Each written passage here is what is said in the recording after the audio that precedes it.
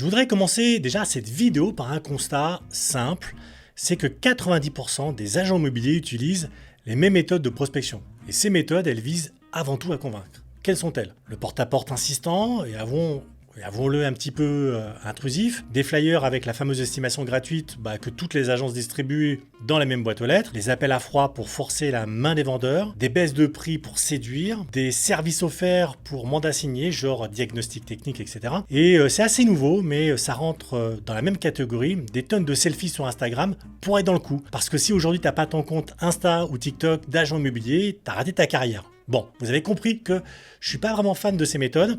Maintenant, la question c'est, est-ce que ça marche déjà et est-ce qu'on obtient des résultats en essayant de convaincre? Eh bien, c'est là un petit peu que tout ça déconne.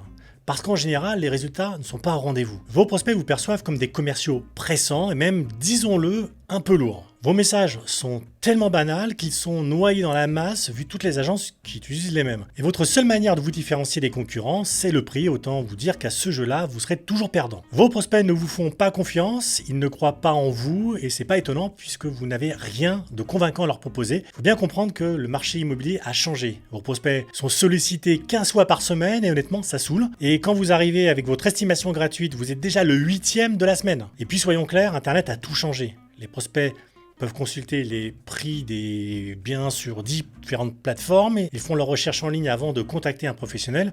Et quand ils finissent par contacter quelqu'un, c'est après avoir comparé 5 agences. Donc ça veut dire que vous aussi, vous devez évoluer et vous devez vous adapter à ce marché de 2025 et arrêter de prospecter comme dans les années 90.